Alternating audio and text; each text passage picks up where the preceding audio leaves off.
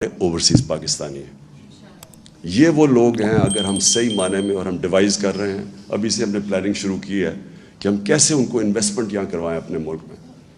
کیا چیز, کیونکہ انویسٹمنٹ کا سب سے بڑا پرابلم پاکستان میں کیوں ہمارے دور میں ہم نے بلکہ انویسٹمنٹ آ رہی تھی لیکن رکاوٹ کیا تھی کہ جی اب گورنمنٹ جا رہی ہے تو 2 ہفتے میں جا رہی ہے, 3 ہفتے میں جا رہی ہے, اب دھرنا ہے.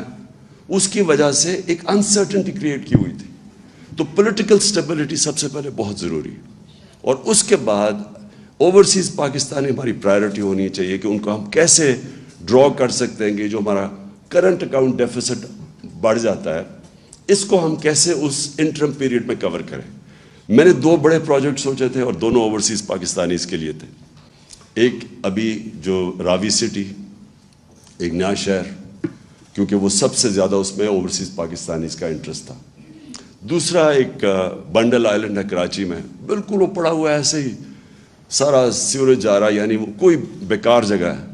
ادھر سے ہم نے پوری پلاننگ کر لی, بڑے انویسٹرز آ رہے تھے, دبئی سے بڑے کنسورشمز آ رہے تھے اس کے اندر انویسٹ کرنے.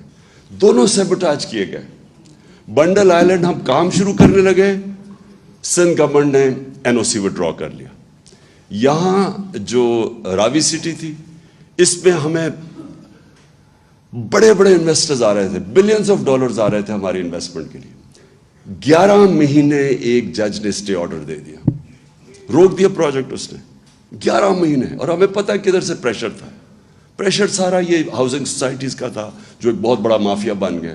انہیں پتا تھا کہ اگر نیا پورا شہر اوپر چلا جائے, ماڈرن سٹی بن جائے, تو یہ جو ریل اسٹیٹ, یہ جو سارا اس وقت بہت بڑا اسکیم بھی ہیں اس کے اندر, ان کو ڈر تھا کہ وہ رک جائیں گے, ان کی پراپرٹیز یعنی لوگ ادھر انویسٹ کریں گے.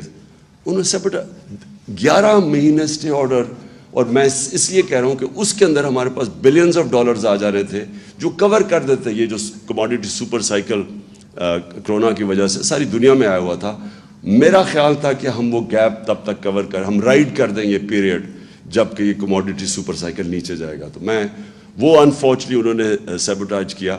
لیکن میں ابھی بھی سوچتا تھا کہ ہم یہ نہ سازش کے تحت ہمیں ہٹاتے تو ہم اس کو اس طرح رائڈ کرتے, کیونکہ ابھی بھی روڈا چل پڑا تھا تب, تو اس پہ ہمارے پاس پیسے آ جا رہے تھے.